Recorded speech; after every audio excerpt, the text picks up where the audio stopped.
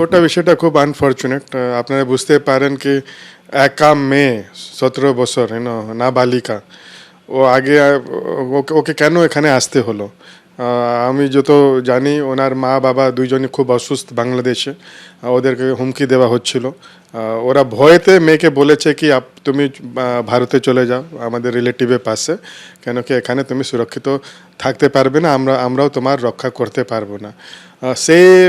সেই কন্ডিশনে ও এটা ক্রস করেছে।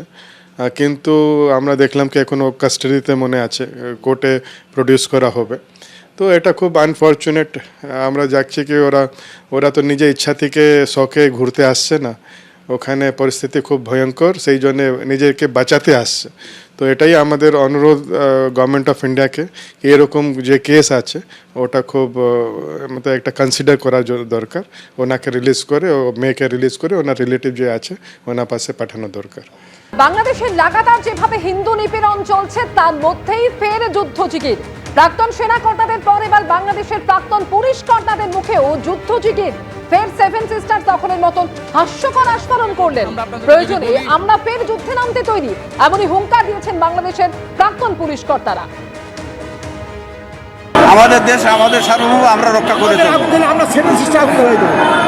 প্রয়োজনে তাদের যে সেভেন সিস্টার তারা ধ্বংস করে দেবো। আমরা দেশের জন্য জীবন দিব, প্রয়োজনে আবার আরেকটা যুদ্ধ করবো। আপনাদের সময় বাংলাদেশ ভারত সম্পর্ক কেমন ছিল? আপনাদের সময় ভারত বাংলাদেশ সম্পর্ক কেমন ছিল? ভারত আমাদের প্রতিবেশী বন্ধু, কিন্তু তারা বন্ধু সুলভ আচরণ করছে না, তারা আমাদের সাথে বৈমাত্র সুলভ আচরণ করছে।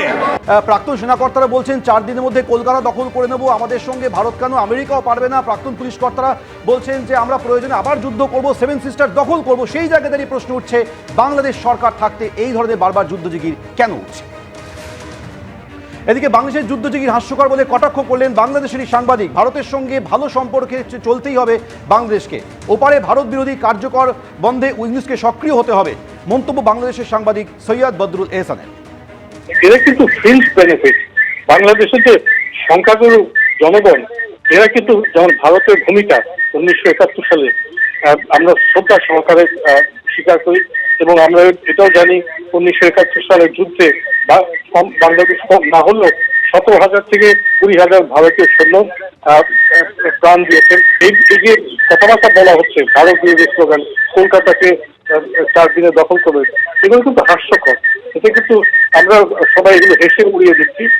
যারা ভারত বিরোধী আন্দোলন করছে, ভারতীয় শাড়ি পরাচ্ছেন, এরা কিন্তু হাসির পাত্র হয়ে যাচ্ছেন।